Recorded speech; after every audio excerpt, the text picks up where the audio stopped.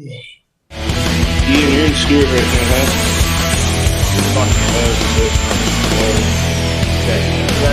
Check one, mic check two. Check. Okay.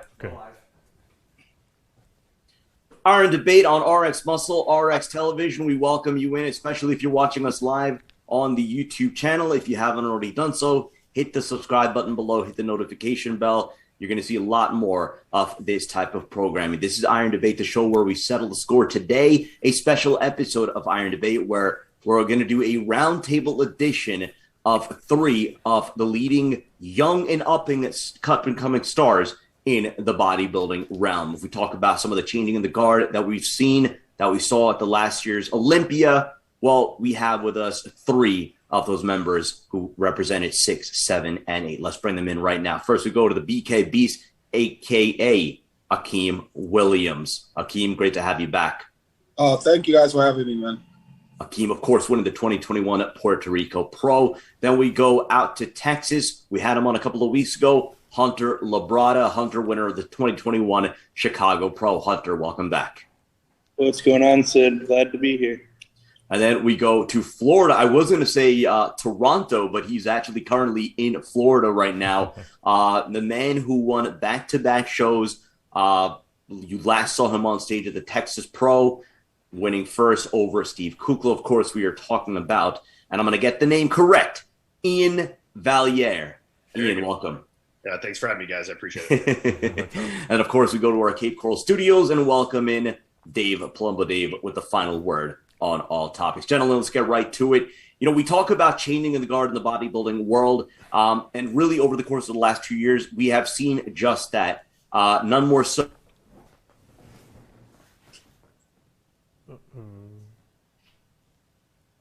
Did we lose him? I think we lost him. I think we lost it. Sid. Let's give him a second. Well, Incredibly well timed. yeah, right on.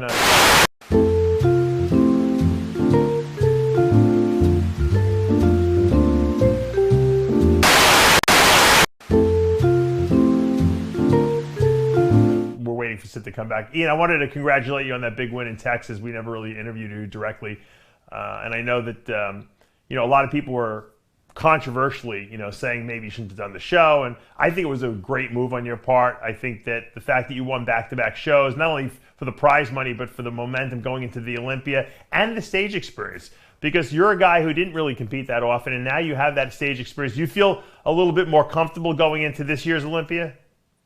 Yeah, I mean, obviously winning 2, pretty good shows, against some stiff competition like Steve gives you some extra confidence. And like you said, just, that stage time is invaluable, and especially in Texas, they worked us pretty hard. I mean, I got some good rounds of posing and some good experience, being worked up there and kind of the feel for the stage again, which, is a good thing to just kind of get in that groove going into the bigger shows like the Arnold Meet Olympia, where you indefinitely are going to be worked, especially if you're, trying to get into that first group. So, I have absolutely no regrets at all, obviously, doing the 2 shows that went as well as I could have ever hoped with. So, I mean, thanks for your congratulations. Yeah. Not to mention that you were in the U.S. anyway, because you have to quarantine to go before you go back to Canada. You might as well get 2 shows out of it, right? And a little vacation. Yeah, I mean, you got a COVID test, PCR test, leaving Canada and going back into Canada.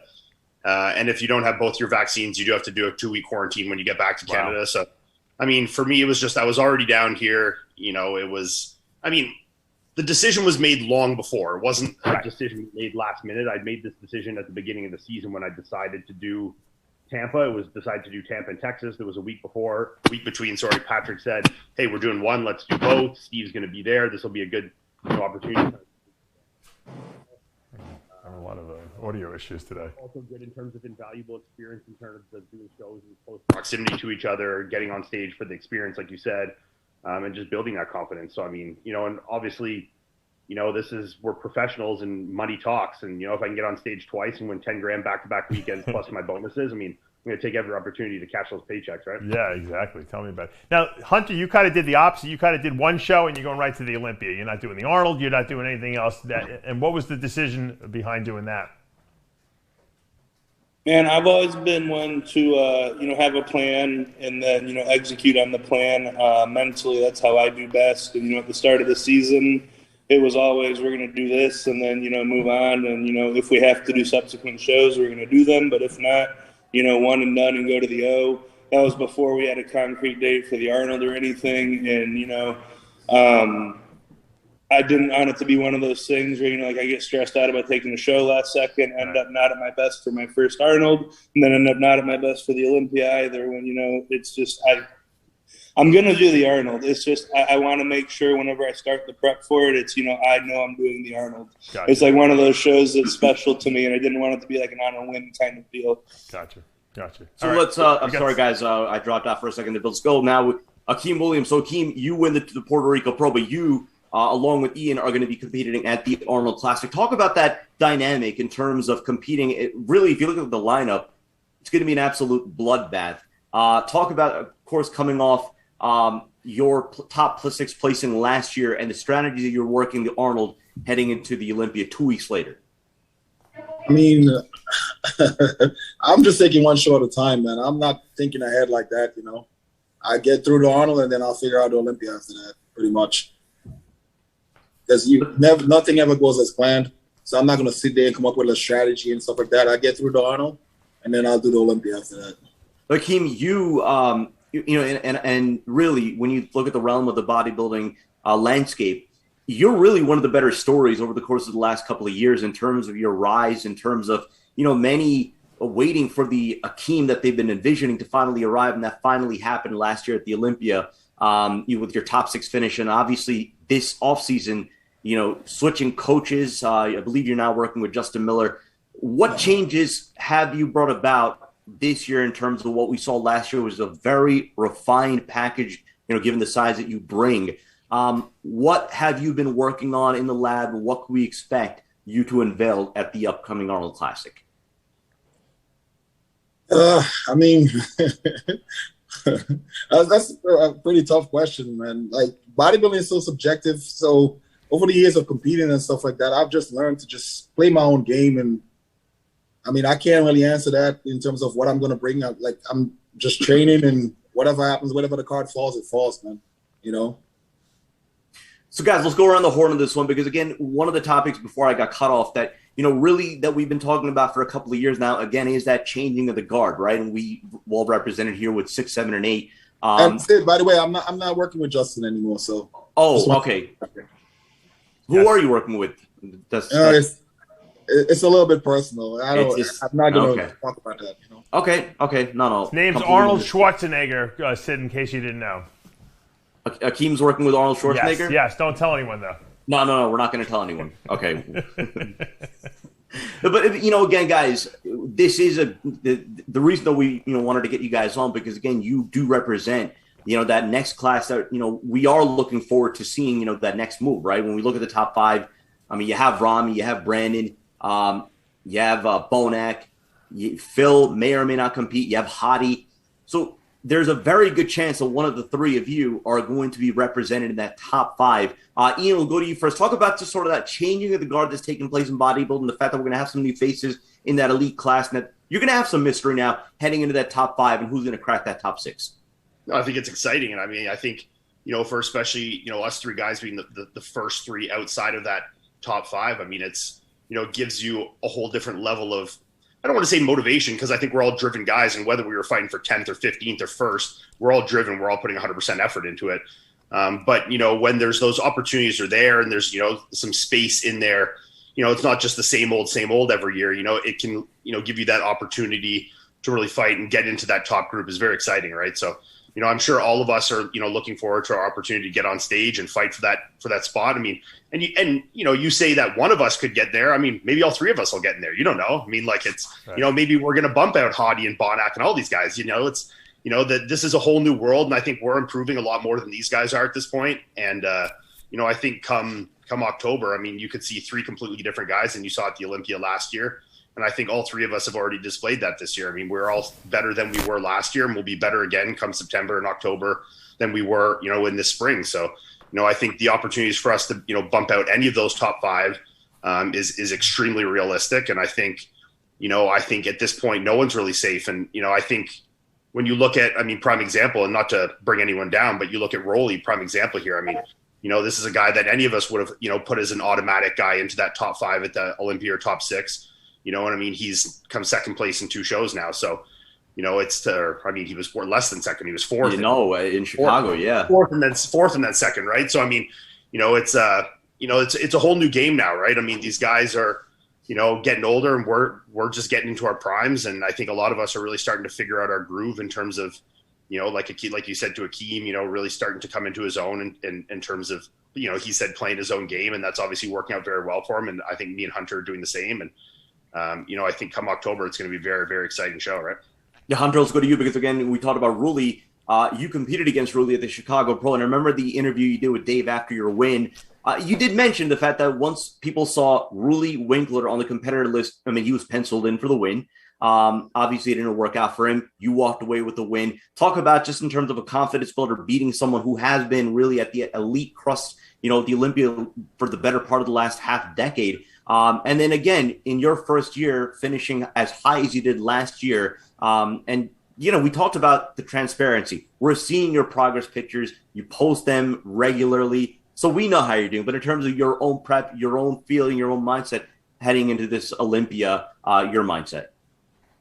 Yeah, I touched on it on the individual interview, but, competing against Rulli headed into it, obviously the second he declared he was the favorite for it, and rightfully so.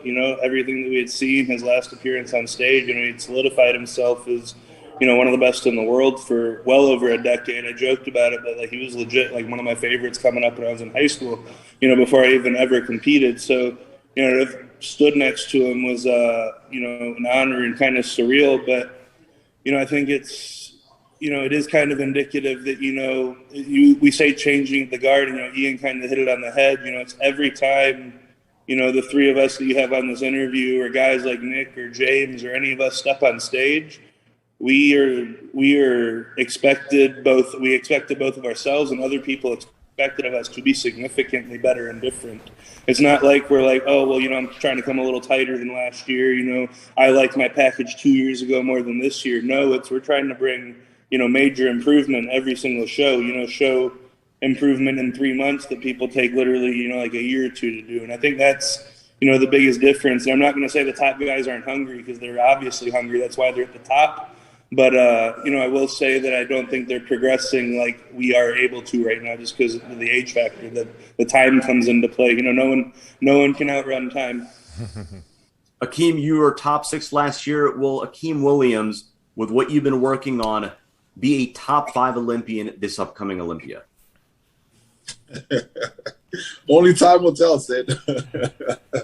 I don't like to go on the record and make predictions, because bodybuilding is a very subjective sport. Yeah. At the end of the day, it's not up to you. If it's not like basketball or tennis or any other sports, somebody else's opinion.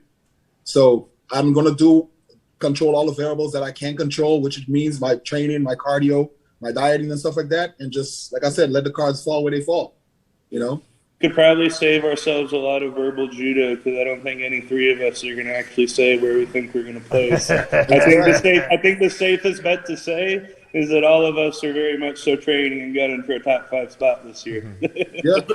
I want to bring up a couple of topics, because we talked about obviously you guys, and let me add something, Sid, first before you bring that up. I think that it's important, and I want to go on the record as saying this, because I think a lot of people give these guys, the younger guys, flack, but I really believe that at the level that these guys are performing at right now, physique-wise, I think they're better than the old guard that are going to be moving out of there. So I think that not only are they getting better than what's there, I think they are better than when those guys were there in their prime. So that's a very important thing that we haven't seen in maybe almost a decade. The last 10 years, it's been the same guys winning the shows because they were just better. This new bunch coming up, including Nick Walker in that group, even though we were supposed to have him here today, I don't know what happened, but those guys that are moving into this new position are better than what was there. And that's what's exciting to me, because they're only going to even improve more and more, and they're going to ultimately be better bodybuilders than what was there 5 years ago. And I think that that's why our industry and the bodybuilding fans are so excited, because we're seeing better bodybuilders moving into positions that were just unoccupied before. We didn't have a Hunter LABRADA, shape and structure-wise and excitement-wise. We didn't have an IAIN VALLIERE with that big structure since probably Dennis Wolf. We didn't have an AKIM Williams with the freakiness that he's got. We have new bodybuilders that are better than what was there, and that's the important point I think that needs to be made. And that's kind of where I wanted to go next, because we talked about, look, it's good that we have you guys on the show because we're bringing in a younger perspective on this episode. RX Muscle, we've been accused in the past in terms of previous episodes of Iron Debate where we do have members of the panel that may harken back to the 90s era, right? And a lot of the examples of the 90s era. And when you have that, you do have whatever you want to call it, perspectives, biases as far as physiques, who trained harder, who have better conditioning, and so on and so forth. And that's what Dave clarified right now in terms of, respecting the physiques, the quality of the physiques that we're seeing today. Akeem, we'll go to you first in this one. What do you make of the state of the physiques that we're seeing in the open class, especially on the Olympia stage as of late? I mean, I definitely see guys that are more complete now. You have guys with bigger legs, better arms, full of chests, definitely more complete. I mean, only place I see that the new era of bodybuilding kind of like take a step backwards is in terms of like, ab conditioning and stuff like that. I think a lot of us, we don't really train our abs like the old guys used to, But as far as the midsection, in terms of the small waist and the V taper and everything like that, I think we have a better package of that. Absolutely. Than a lot of the older guys, because the older guys, they were big but their shape also suffered. They didn't have that tiny waist, broad shoulders and bigger quads and stuff like that. Ian, what do Akeem mentioned the abs. I know Dave specifically mentioned your abs, your midsection during the Texas Pro recap, but your assessment of just over the last couple of years, the physiques that you have seen and you standing up there, in the top 7 last year, some of the physiques you were compared to, what do you make of the quality of the physiques today? Yeah, I mean, I agree with, what Akeem said and what Dave said. And, I think there's just a different freshness to the physiques right now. I think, when you look at, Hunter's or mine or Akeem's physiques, there's a big variance, but there's also a lot of similarities. And, how the guys are training and, the heavy, hard training that guys are doing, that's reflecting in the physiques. I think that was kind of more predominant, maybe 20, 30 years ago. And I think it kind of took a lull into, a little bit different style of training. And I think it's coming back again. And I think that's reflecting the physiques and the hardness and the conditioning and the detail you're seeing, like you mentioned guys like Nick, you see, freaky hamstrings and, guys like Hunter's quads and, Akeem, like, you see this kind of muscularity that I don't think you were seeing before, sure, you can, nitpick things like, okay, maybe, like Akeem said, I think the ab training is not maybe as predominant as it used to be. And I'm probably a culprit for that for sure. I mean, I don't have ridiculously good ab development other than like maybe in my side shots, I'm good at controlling it for that. But I think, as a whole, the physiques are absolutely improving. And I think it comes down to a few things. I think there's more knowledge being shared right now. And I think people are getting smarter at training. And I think also with social media, I think, people being able to display their training and share this with everybody, as well as being able to, showcase this hard, heavy training is really motivating a lot of the new era of bodybuilding to kind of get on board with that. So, I think it's improving in a multitude of ways. And I think, you have 3 guys here that are a prime example of that.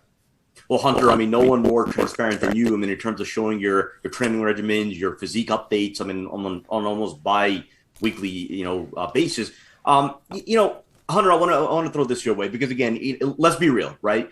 In other episodes of Iron Debate, other episodes where we do bring on some of the older guard, you have the perceptions, you have the biases of, who trained harder, right? The 90s versus today. Who had better conditioning, who was willing to suffer better, bodybuilders of the 90s, and that today's bodybuilders are lazy, right? We've heard that narrative before. To that, you say what in terms of a response? It's funny that you asked that because someone came on my page yesterday after I posted a set of hacks and said, Branch and Ronnie trained so much harder and so much more intensely. And, I simply had to respond to them. And, I like feeding the trolls sometimes. It's fun to argue with people on the internet, right? I had to say, I feel like our definitions of intensity vary pretty tremendously because,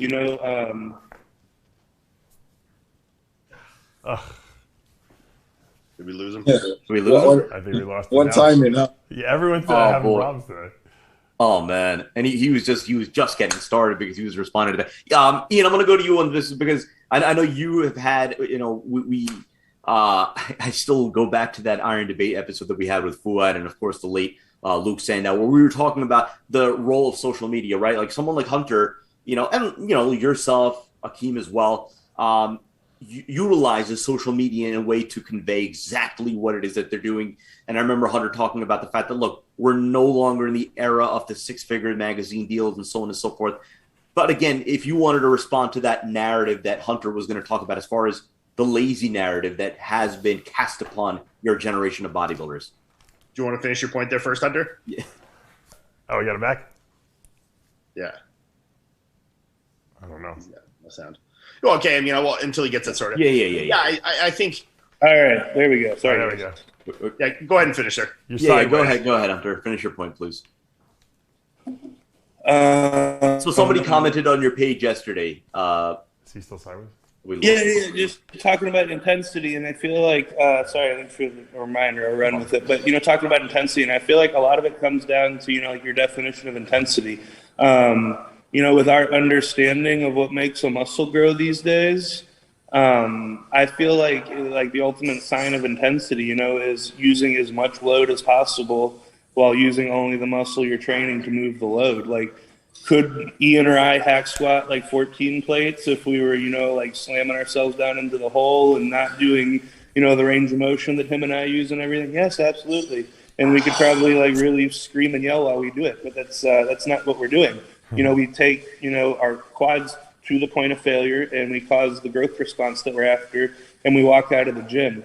In my mind, doing anything past causing that growth response is just the sign of an immature bodybuilder. You know, like at the end of the day, I love training too, but at the end of the day, doing anything past causing that growth response is just causing more wear and tear on my joints, more probability for injury, and delaying my recovery so I can come back and do the same exact thing again as soon as possible and cause that growth response again. At the end of the day, that's bodybuilding, is just rinse and repeat of doing that. So the more you can recover from and the more frequently you can do it, the more you grow.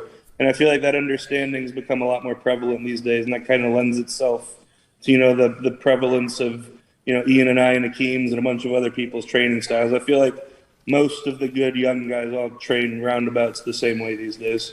Yeah. Ian, if you wanted to finish your point. I wasn't even starting to point. I mean, he really hit the nail on the head here. I mean, and I think, you know, it's just like he said. I mean, you know, we could all do crazy things and just, you know, if we want to slam it around, but, you know, I mean, you watch Akim squat or Hunter do this. I mean, there's immense level of control, and this is, you know, taxing the muscle as effectively as possible. And this is, you know, we're all still training to failure and as hard as we possibly can. But, you know, there's a different understanding now. And I think, you know, having the ability to share these things on social media and, you know, having like someone like Hunter putting all his workouts, showing these things, showing the diet, you know, everything that goes into correlation with it is just going to spread this knowledge. And I think we're headed on a good trajectory, you know, where bodybuilding is only going up right now. I think, you know, people are really getting the understanding of what proper and, you know, hardcore, you know, intense training is, you know, and I think that the more people that kind of, you know, are successful, train the way that we train and training with intensity like we train and documenting this, you know, on social media and YouTube and all this stuff, it's only going to be beneficial for the, you know, the bodybuilding industry as a whole. And I think it's only going to go up from here. So, you know, I think the next 10 years in bodybuilding is going to be very exciting. I think you're going to see a lot of crazy, freaky physiques and guys that train like fucking monsters, you know, and I think it's a very exciting time, yeah. Akim, when again we hear the criticisms, right, of today's bodybuilding, I don't think anybody's really talking about the three of you. And I mean, when we talk about lifting heavy, certainly not of you, but when you look at the landscape and in terms of, you know, again, that word suffering, do you agree with any of it, or do you just say to yourself that this is just one of those generational biased arguments and you're either going to be with the 90s era or you're either going to be with today's era? Okay, for example, a while ago when I used to be with Blackstone Labs, we did a video with me squatting, I believe it was 820 or 830. Clean squat, all the way down, all the way up, no suit on, no knee wraps, none of that shit. Did I get any props for that shit? Exactly. And that, a video of Ronnie doing that is now historic for the. Yeah. My point, and I did way more than Ronnie did. Yeah. But did I get any props for that? And I'm talking about a video production, camera guy, camera crew, Right. setup, everything with not even a squat bar, like a regular stiff bar, not even in a monolift or anything like that. Right. Regular squat rack. Take it off myself, walked it back, squatted, and put it back. Did I get any props for that? That's right. So there you go. I also think, this comes down to the, really just reiterating what Hunter said about the knowledge. And I think the suffering thing goes hand in hand with the training. And I mean, people can say like, suffer, these guys suffer. But like, Right. For a guy like AKIM or Hunter, myself, that are on stage north of 250, 260, for us to eat 0 grams of carbs and wear ourselves down to a hole so our training performance is garbage, so that we can have cheekbones in the back of our face to gain 0.1% conditioning and lose 30% fullness and 30%, 50% of our training intensity because we're so fucking depleted. Where's that beneficial? Like you have to understand, like, suffering is relative.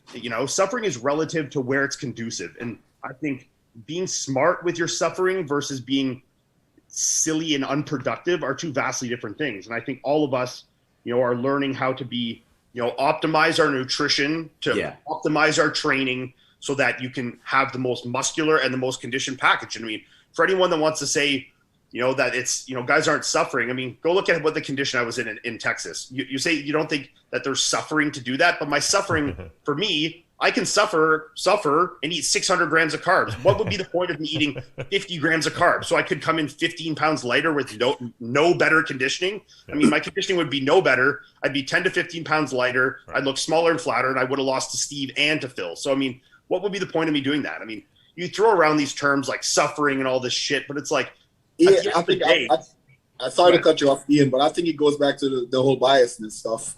Like, for example, if you look at basketball, in the era that like Michael Jordan played and in the era that LeBron played, it doesn't matter how good LeBron is, they're always going to say Michael Jordan is better. Yeah. So it goes back to our era of bodybuilding. It doesn't matter what you do. There are always going to be people that say in the previous era of bodybuilding is better.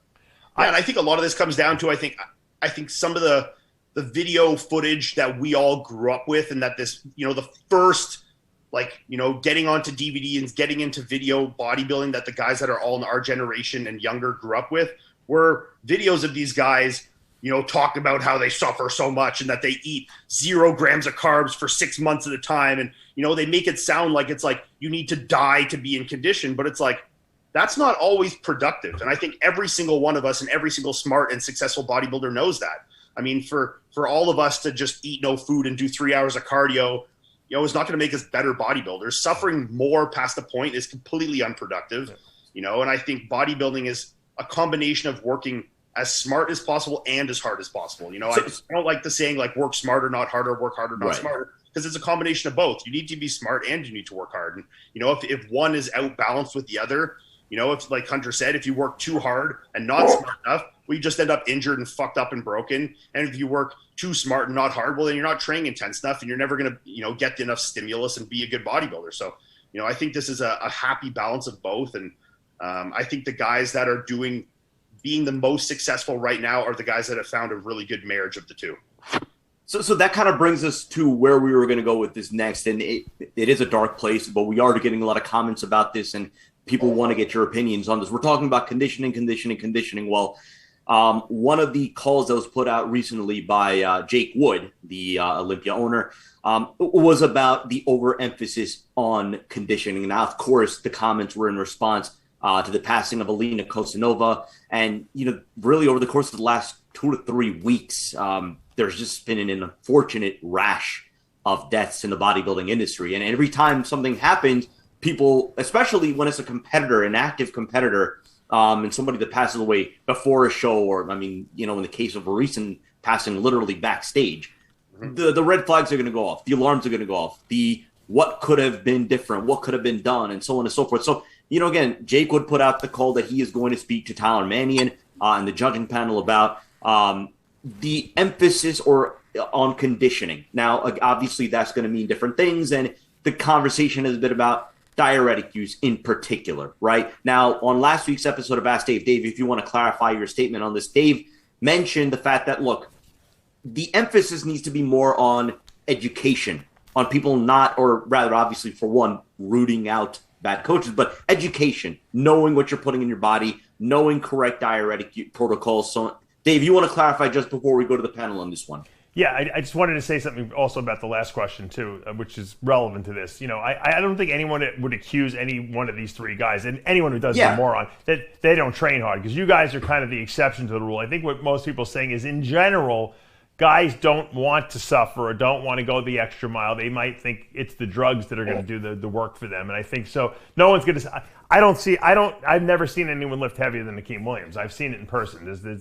He's the strongest human being in the bodybuilding industry that I've ever witnessed. There's no doubt about that. And I think also a lot of people don't understand that, you know, when you compete at 260 and 270 pounds, which no one in the previous era ever did, there's a lot more caloric requirements. You know, you can't eat, like Ian said, 0 carbs when you're at 270 in contest, you know, condition.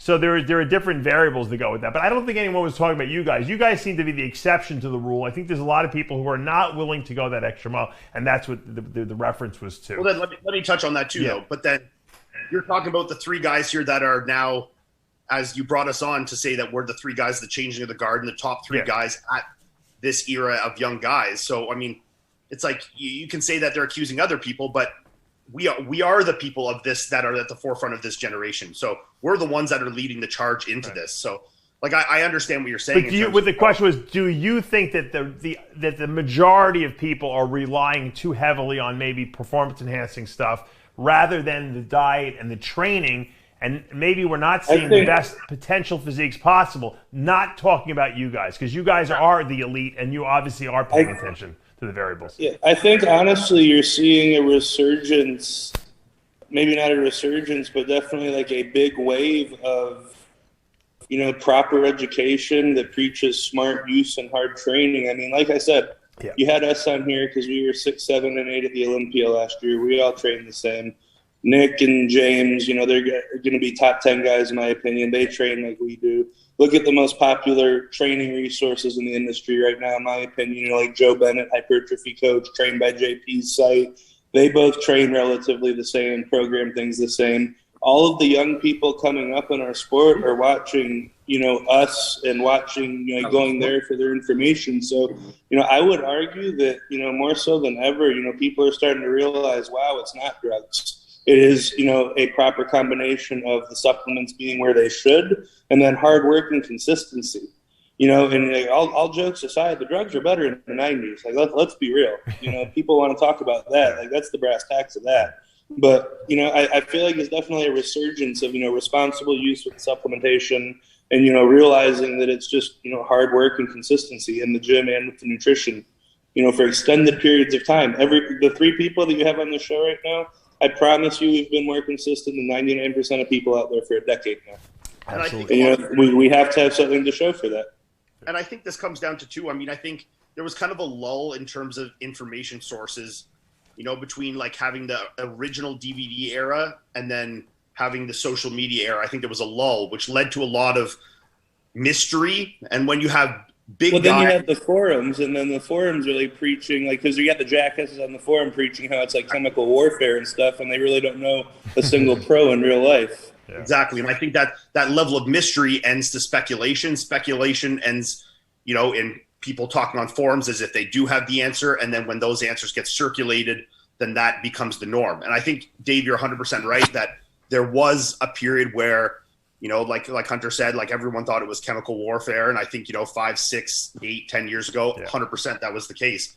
You know, but I think now with the social media era coming into the forefront since, you know, 2012, 2015 and up until today, you know, where bodybuilders like us can, you know, do Q&As and can do YouTube and, you know, can sit on shows like this and say that, you know, whether people want to believe it or not. I mean, I know there's been guys like Lee Priest saying for 20 years, that's not the fucking answer, you know, but I think the more information that's out there, I think is just better. And I think, like Hunter said, when, you know, there's more guys showcasing the hard training, you know, if you'd asked me 3 years ago, you know, when I would do Q&As, the majority of my questions would be about drugs. And over the last year, 18 months, you know, into today, less and less of those questions are ridiculous questions about drugs. And they're more questions about how should I train? How should I do this? How should I eat? Right. Should I train this level to failure? Oh, I'm a beginner. Should I train how many sets, you know? So I think people are beginning to understand that, you know, like Hunter said, that it's the consistency, and your drugs are just, you know, a static, and the training and the nutrition are your variables that are really the things that are making the difference here. And, you know, obviously there's, you know, people doing dangerous protocols, and that will always be the way. When there's, you know, when there is things that people feel can aid them, there will always be people that abuse them. And was the way in the 90s, the 70s, the 80s, and that'll be the way in 2200, and it'll always be that way, you know. But I think, you know, the more information we can put out there, and the more we can showcase, you know, that training hard and being smart, you know, and doing your proper supplementation, proper nutrition, and training like a fucking, you know, freakazoid is the way to go. People will start to catch on to that. And like Hunter said, I think we're in that change right now. Not only a change of the guard of bodybuilding, you know, in terms of guys that are, you know, at the forefront, but also in terms of the information that's out there. So let's talk about what we were going to bridge to next. And again, that is what Jake put out there. I mean, as far as, you know, the overemphasis on conditioning, and again, the culprit being the dangerous stuff, right? Let's be very real, because we are getting a lot of questions on this, what, you know, your opinions are. Given the fact that we have had a rash of deaths over the course of the last few weeks, and especially when it happens to an active competitor before a show, during a show, people are going to look into it, because what happened, right? Was it over diuretics? Was it some dangerous protocols being taken right before getting on stage? And obviously you're going to start pointing fingers. You're going to start pointing fingers at coaches. You're going to point fingers at the competitor, that they should have known better, or they should have been more educated. Where do you guys stand in that? Akeem, we'll go to you first on that one. As far as should there be, you know, again, less emphasis on conditioning, or should it be an education matter as far as knowing what you're putting in your body? I think there should be a combination of both, education and the whole conditioning process. Because if you look at what bodybuilding is about and what bodybuilding is supposed to be, there's 3 criteria to bodybuilding, which is conditioning, size, and symmetry. And sometimes I feel like a lot of times they go with just conditioning. They don't really care about the size and the symmetry factor, you know? And I think that kind of like set the tone for a lot of people to only just care about conditioning and take it to extreme levels. Because if you're not getting rewarded for your size or your symmetry, then what's the other option? Take the conditioning to the extreme level. And when you have that, then you'll have problems like people getting killed or people dying from extreme protocols and stuff like that. So I think there should be, you know, they should definitely enforce the criteria more, which means, like I said, size, conditioning, and symmetry, and also educate people on how to use proper protocols and stuff like that to get in shape for shows. Hunter, what would be your solution given everything that's gone on, given the finger pointing, and I guess given what's been thrown out there? What will be your response?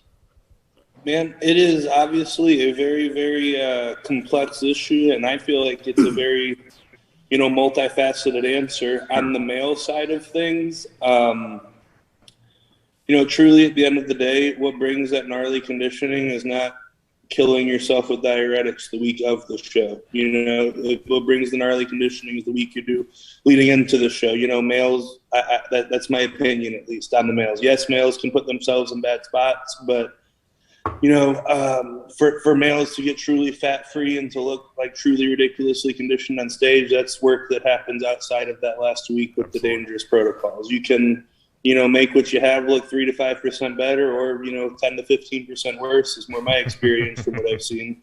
But, you know, the fat's got to be off for you to look conditioned.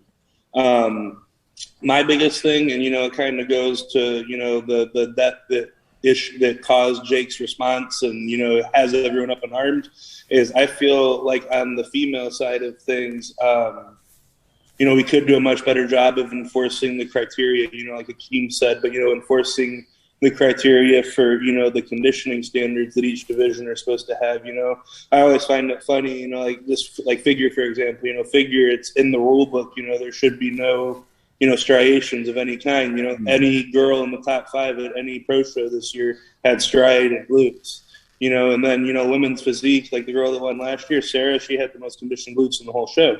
And, you know, it's if women's physique is supposed to be under women's bodybuilding, but, you know, I feel like if the criteria for condition were enforced to the point where, if you come too sharp, you are going to be penalized, I feel like it could change a lot of the dangerous stuff that's done in the final week. Because, if you do the dangerous stuff, you're going to end up over-conditioned for your division outside of women's bodybuilding. So I don't know. I've got a lot of thoughts on it. It's just a very hard thing to police with how many divisions there are. And, and not just being just get perpetually harder and bigger like it is on the male side of things. There is a sweet spot for the look or condition, for figure, for physique, for bodybuilding, or at least there should be, in my opinion. It's just hard to police it. Ian. Yeah, like Hunter said, it is a very complicated and multifaceted issue, because I'm willing to bet if you combine the amount of diuretics Hunter, Akeem, and myself used over the last 2 shows, it's probably like a tab and a half of diazide between all 3 of us had it together. So, it's, you see these protocols out there with people using, fucking 10 days worth of aldactone and, 25 fucking diazide and a couple Bumex and loop diuretics and all this stuff. Obviously, these are risky and dangerous and should never be done by anybody. And like Hunter said, diuretics aren't fat burners, so I think you really should be looking 120% at a week out, and be confident stepping on stage where your body fat is. This, I think it becomes difficult, especially when, like Hunter said, there is so many divisions and lines get crossed, and things can get kind of muddied up, and that makes it very tough. Like, you have the women's physique winner harder than the women's bodybuilding winner. And, some of the girls in figure harder than the girls in physique. And, it gets very difficult, and even some of the guys in men's physique now are like bone dry, shredded, Dude, yeah, they wouldn't make their classic weights if they have legs that match. Exactly. So, the conditioning all around seems to be more condition is better everywhere. And I don't necessarily think that's the case. And like Akeem said as well, there is 3 criteria to bodybuilding, and I think they all need to be incorporated evenly, right? So, I think muscularity, conditioning, and symmetry, these things are all important.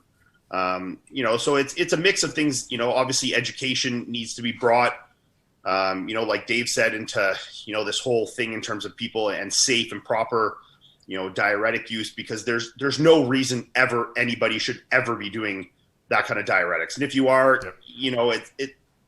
I just can't even wrap my head around how you think that is enhancing your physique in any given way. I would look 200% worse if I ever did a diuretic protocol more than a full tap diazide. I would just, even a half makes me usually look worse, So, when you're starting to get into these insane things, it's, and I don't know the depths of exactly what was, going on with this female and, what resulted in her death and these things. I've heard lots of speculation, these things, but I don't know enough to make a completely educated answer on that. So I'm not going to sit there and point fingers, but for anyone out there that is doing ridiculous amounts of diuretics, maybe think twice about your whole 16 weeks that led up to that last week, and where you went wrong that you felt that you needed to do such preposterous diuretic protocols, right? Let's wrap this up. We're going to do some quick hitters. We're going to Sid, I want to just make a final comment on that. Yeah. I think there was two issues that actually got brought up in this question. One was that what are the criteria for the different divisions, and then one is dangers. The criteria condition is something that can be debated. Are the judges going too extreme? And I don't think that's what's leading to the crazy diuretic protocols. I just think that people do stupid stuff, and I'll talk about that in a minute. But the judging criteria, I definitely agree that the judges, it's gotten mishmash. Women's physique and women's bodybuilding is almost exactly the same to me. And figure definitely is too hard. There's no doubt about that. And I think that there needs to be a distinction. And that's a different topic we could talk about. Sorry, can I interject just for one millisecond? Yeah. I think things become difficult here is when the most conditioned person happens to also be the best in every other capacity in the show. Right. So when you have a girl or a guy that happens to be insanely lean, say in a figure division, but is so much better from a shape perspective, from a symmetry perspective, fullness, everything, but they are also the most conditioned, it's hard not to reward them. So then what ends up happening is that you get someone that is also very conditioned, but also is just that much better in the other criteria. So they end up getting rewarded, and then people chase that. And I think that's where the look gets hard. But you know what, Ian, back in 10 years ago, or even not even 5-6 years ago, I would sit in the judging pit there, and they'd be like, that girl's too hard, and they'd put her like in the third call out. And people would be like, how come that girl was in the third call out? She's the best one in the show. Well, she's too big and she's too hard. They don't do that anymore. Now she's the winner, So that's judges. I agree with you to a point. And I think, I've been at plenty of shows where I still see girls that are too big and too hard getting moved out. But I also see girls that are too hard, but that are also excellent, shape and flow that are being rewarded. So there is a mix of both. Yeah. Obviously the criteria does need to be cracked down on, but it gets very, very difficult because, when you have a girl like, let's say, I don't think she is, really known for coming in too hard, but you take someone with, all the characteristics that like Sid Gillian has, the best shape up there by a fucking landslide, perfect muscularity. She's not too big, but if she comes in razor sharp, it's like, okay, she's razor sharp, but she's so much better in all the criteria. Do we not reward her? So this is where the things get difficult. And, I obviously feel for the judges, when you have so many classes and you have, so much variance in physiques and girls that can be so good in one area, but maybe off the charts and a little bit in another one, becomes very difficult. I think honestly, the division, and people might disagree with you on this, that they've really got it down to a fucking T is the bikini. I mean, I feel like if these girls are a little too hard or a little too soft, it's like, you can be first one show, 10th the next show. If you come in 2% harder, and I think the bikini division, they've actually got it nailed down really good. In their but Ian, that's kind of what Dave is saying. What? Like what you said with bikini, they need to just keep that standard and judge by that standard. I agree, but then you're also not in bikini talking about people with, a level of muscularity and where there's the other criteria that are as predominant as you move up the ranks. And if you're too big in women's physique, you tell the girl, hey, you're not placing, and you go do women's bodybuilding. If you're too 100%. Big in figure, you tell them do women's physique. That's why they got 10 different divisions, now. No, I agree with you. No argument there whatsoever. Yeah. The other thing I wanted to just point out is that as far as the safety feature things go, Ian had it nailed perfectly. No one in their right mind is going to do crazy diuretics like that, okay? It doesn't make you look better. If you have a coach that's telling you to do absolutely insane things like take diuretics for more than 1 or 2 days, then get rid of the coach, because that's not something that should be done. And that's why, I was been critical of this for the last 10 years. And at one point I said to myself, you know what? These coaches just don't know. And that's when I started holding my Secrets to Becoming a Diet Guru course, where I actually educated people in the science of what was going on so they wouldn't do dangerous things with competitors. Because a lot of people don't know. They make up these protocols on their own, or they hear some other crazy person did it, and then they start implementing it on all their clients. And if you've got a genetically good person, you could give them anything to do, and it's still going to make them look good, but it doesn't mean they need to do that. When you give diuretics for a week or 2 weeks straight, what happens after the first 3 days is that the body starts fighting the diuretics, so you have to give more and more and more. And so that's the reason why they can take so many and still not be dead, essentially. So, but it doesn't mean it's making them look better. It's creating a situation where there's danger involved. If you take a half a diazide, like Ian said, the day before a show, or 2 halves, you're not going to be dying backstage. It's not happening. And so I think the dangerous protocols can be addressed by proper education.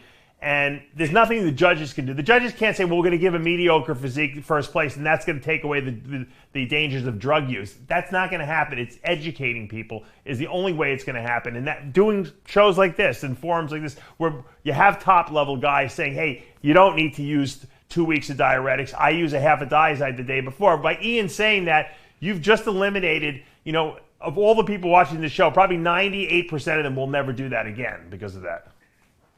Well, let's do some quick hitters. Let's try to wrap this up on a more positive note. We got, going through our comments right now. There's a wide, variation as far as Nick Walker. Obviously, a lot of excitement about Nick Walker competing in his first Olympia. And you have a lot of speculation as far as where he would potentially place in his first go-around. So let's go around the horn. AKIM, Nick Walker, where do you see him placing in his first Olympia? Oh, man, that's You're going to have some fun with this one. Where's it's a hard question to answer. I'm a competitor in the Miss Olympia, so I definitely not going to put him ahead of me. So it's hard to answer. I think anywhere behind me. We're all going to give you the same answer. He's going to do good, but not better than any of us. Yeah, that's right. Do you see Nick Walker Hunter? Do you see Nick Walker cracking the top 10 in his Olympia debut? Yeah, I see that as an absolutely realistic possibility. My big thing with Nick, and I think he's a great bodybuilder, is I haven't seen him next to anyone that's on that Olympia stage outside of Justin, I believe, correct? Justin and AKIM last year. Yeah. But you beat him last year when you all stood next to each other. So I haven't really seen him next to a bunch of us. So, I've always been one of those people, it's like I'll never pass judgment on someone until I see him next to, who's good. So that's where I'm at with that. But absolutely, I think top 10 is more than realistic for Nick. He's a freak. Let's talk about Ian's favorite topic, and that is in terms of qualification and invites. Now, last year when we had the special invite given to Big Ramy, of course, obviously he cashed that in with a standout trophy, and obviously we had some fun with that topic. But here we go again. As far as you look at Ian, obviously when you made that post about competing at the Texas Pro, and obviously there were going to be those saying, "Oh, Steve Kuklow's competing at it. Should he get the bid or whatever?" We had Steve Kuklow on, the day after the show actually, and he was talking about, obviously, look, he would be good for the Olympia. He brings people to the Olympia, but then you have a segment of the bodybuilding population that's going to have that divide as far as what should be, I guess the qualification or standard rather for an invite, and then you look at. I'm looking at the point system right now, right? And this is an interesting point that Dave brought up last week. And that is, you have someone like, and again, and I don't mean this in any offense, but Muhammad El Imam, who's competed at almost every pro show this year. He's sitting outside of the top 3 with 15 points. Muhammad Shaban, 19 points. Hassan Mustafa with 16 points. Vladislav Sochuruko of Ukraine with 16 points. But take an example like Steve Kuklow, right? Steve Kuklow would have to win the Arnold Classic to compete at this year's Olympia, and we're looking at this Arnold Classic lineup. It is an absolute bloodbath. So let's just assume that if for whatever reason Steve Kuklow does not win that, he doesn't qualify. Ian, in your opinion, okay, maybe not offered a special invite, but if you want to give your impression as far as should the point system, what would be the reform in this in terms of having more bodybuilders up there, or having the absolute best of the best on the open class Olympia stage? Yeah, I mean, this is a tough question because you can look at this from 2 angles. Are you Jake Wood running the Olympia and selling tickets and wanting to make the most entertaining show, or are you a bodybuilder on the bodybuilding stage, competing against the best and people that 100% earned their way there? I'm a bodybuilder. I'm not running the show. I'm there to compete. And I mean this with the utmost respect, as anyone that's heard me talk about Steve, I hold him in the highest regard, and that's the reason why I want to compete against him. But I beat Steve. Steve he left it to the last show. He didn't beat me, and he missed his opportunity to qualify for the Olympia outside the Arnold. If he wanted to qualify for the Arnold or the Olympia, he should have beaten me. I mean, you be better, you come back better, and you win shows. I am 100% sure Steve will be significantly better for the Arnold. Will that qualify him for the Olympia or not? That's, a story to be told. But, as a competitor, I'm strongly opposed to the invites because, I mean, you could say someone like, okay, you extend an invite to Steve because he's good for the Olympia. I don't doubt that Steve is good for the Olympia at all. I 100% agree. I was in Texas. I know Steve's got fans out the yin yang. I know that he's a very popular guy, and meeting Steve in Texas, I can understand why. He's a class act. He's a consummate professional. He's an all-around great guy, and I think he has a physique that's extremely, powerful and embodies bodybuilding in a lot of ways. He's very complete. He's tall, he's wide. He's like the good old American fucking hero kind of look, So I undoubtedly agree that Steve is good for the Olympia. But, okay, well then what about Phil Klahar? We can invite Phil too? What about, the other guys that did? Phil Klahar was split points with Steve in Texas. In finals, they were much closer than Steve and I were. I mean, they were 7-8, and I had a perfect score in finals. And in the morning, we all split points. So, and he also came second right behind me in Tampa. So, I mean, he did 2 shows. He was very close, and he split points with Steve. So, are we going to invite Phil too? I mean, where's the line drawn in terms of invites, and where does it become? Where's the line drawn becoming make the Olympia a popularity contest to sell tickets and making it the best of the best? And look, if I'm a show promoter, I want to sell fucking tickets. I want to fill seats. I want the guys there that the crowd is going to go wild for 100%. And I agree with that. And look, if I was Jake Wood, I'd probably fucking throw invites to all these guys with big social medias, and stuff like that. I get it. But it's tough when you're a competitor because, we work very, very hard to earn our place at that, the Olympia. And you talk about guys like Shaban and Ali Imam and Hassan Mustafa who have fucking grinded out like every single show this season, constant, fourths, fifths, thirds, seconds, and they worked and grabbed tooth and nail to get their spot at the Olympia. And then someone like Steve can come second in one show, and then it's like he deserves a spot there. I mean, that's tough for me to justify. I think it really depends who you're asking. As a competitor, I don't agree with it. As a show promoter, I agree with it. So, I mean, it's there's no right or wrong answer to this, and it's depends who you ask on any given day, I guess, right? Akeem? I would probably go the same direction that Ian just went in. Like you said, like I competed against Shaban. I've seen how many shows he did. I've seen how many shows Mohammed Mustafa did. And those guys, they really earned their place. Like they were willing to put their body through that process. Back in 2019, I did the same thing. I keep getting second place back to back to back to back, and I kept on going until I had enough points to do the Olympia. So it's a little bit disrespectful for guys that are willing to do that and have somebody that just did one show and get an invite. Nothing against Steve or anything like that, but I just think the right thing would do is basically, have everybody earn their spot, whether you compete a lot to get points or you win your show. I think that's the right thing to do. Hunter, your take, is there a reform to this? I mean, let's go back to the perspective of, should the Olympia stage be a limited best of the best of the best, or should it be, what we have today? And I mean, again, we're still living in the COVID world. Before you talk to Hunter, I'll just say, if Big Ramy didn't get an invite last year, I would have been top 5. Ian would have been top 6. So what does that tell you? I would have gotten more money. I would have gotten a bigger prize money. Ian would have gotten a bigger prize money. And you would have been qualified and could take the whole year. Exactly. Yeah. That's a great point, Akeem. That's a really great point. Yeah. Yeah. Hunter. So. Yeah. No. So go. I'm sorry, Akeem. Finish up. No. You go ahead. I just wanted to make that point. I'm basically gonna give the same exact answer that Ian gave. As much as I like Steve, and like I'm boys with Steve. I like Steve. I see him here in Texas all the time. This isn't just about Steve. It's about like anyone. Like, I just really feel like if you're on that stage, you should have earned your way there. You should be a past Mr. Olympia winner, or you should have qualified in the previous year. It's pretty cut and dry. I think this is where shows like the Arnold come into play, though. I mean, the Arnold is invite, application, these kind of things, and then it gives a shit ton of money too. So it's not like oh, I can't do the Olympia, I don't have a chance to win a bunch of money anymore. Exactly. There's another show you can do. Serious. We're all making our money on our contracts, not on fucking prize money. So I mean, like at the end of the day, the prize money is great, but that's not how we're getting paid. So look, we all had plenty of opportunities to compete and qualify this year, and if I hadn't won Tampa, I would have still gone to Texas. And if I left myself with some opportunity, just like we all did, And I think, you have to give the props to guys like Hassan and Mohammed, these guys that have, worked and really showed that they want their spot on that Olympia stage, and they were doing to, work and to do what it takes to get up there.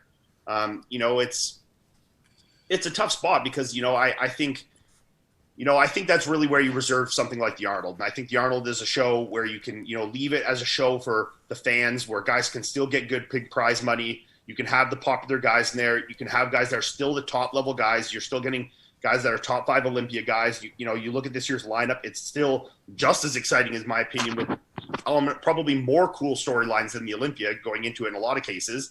And then you have the Olympia 2 weeks later that the Arnold is going to create even more storylines to go into it. So I mean, you have me and Akeem go there, say Akeem beats me at the Arnold, and it's like, oh, I want to get my redemption again going into the you create these storylines by having them close, and I think it's good in that case. But I think when you start extending invites, it just opens up a floodgate of like who deserves what, who gets here, who's in here. You're showing almost a slight disrespect for the guys that are the point qualifying guys, because most of them are doing minimum 3 shows to qualify on points, probably more in this case. Guys, willing to compete 3, 4, 5 times. So it becomes a slippery slope. But like I said initially, I understand from a promoter's perspective, and I can understand. Okay, it's been COVID and ticket sales and these kind of things might be down. So we want as many big names there as we can. Yeah, okay, we can make these things, but it gets very, very qualify difficult. First and second, then, like they did in the Europe show. Still make them earn it. Yeah, top 2 or extend it to top 5 in points, or something you want to do. Change the point system so that everyone there needs to earn their place though.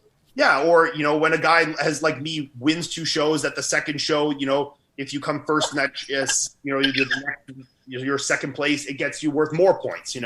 So I mean, there's different ways you can to do it, but I think by throwing out invites, willy nilly as a popularity contest, it gets very, very slippery. Dave, final word on this one. I agree with everything they said. I really have, I think that qualification is important.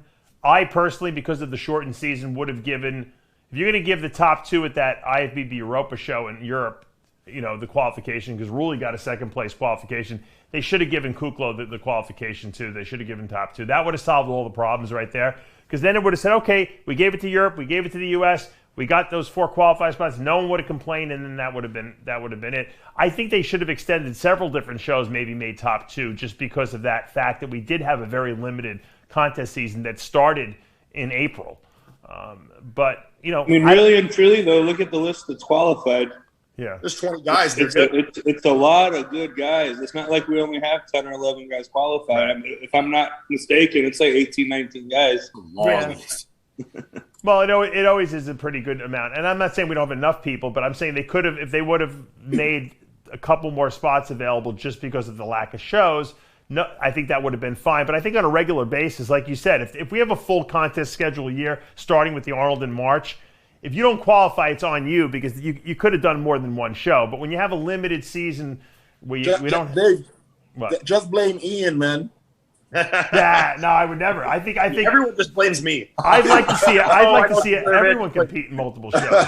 Look, I agree with what you're saying, Dave, and I think that's definitely a road to go about. But the thing with this is, you need 100% need to have announced this at the forefront. Absolutely. And just be like, oh, we're changing it to top 2 for the Texas show 1 week out from the Texas show. Well, you need to do at the beginning, like 2021 schedule comes out. Okay, these are the shows. These shows are going to be top 2. These shows are going to be top 3. These ones are going to be worth more points. Right. If you announce that so that it's 100% clear to everyone and they have the opportunities to do the shows and make their plans to do the shows, I'm completely okay with that, as long as the understanding is there and everybody's on board and that, the opportunities are there for everybody. If that's the case, then fucking give her, Yeah. I think on that note, we are going to end it for this episode of Iron Debate. Special thanks, Ian Valliere, AKIM Williams, Hunter Labrada, Dave Plum, and of course, Tyler Schroeder doing a great job producing this show. Thank you, everybody, for watching us live. If you haven't already done so, subscribe below, hit the notification bell. We're going to do a lot more of these live roundtable Iron Debates, especially now leading into the Arnold Classic, and then 2 weeks later, the Olympia. I'm Sadiq Faruqi. Thank you so much for watching. Keep it locked, rxmuscle.com.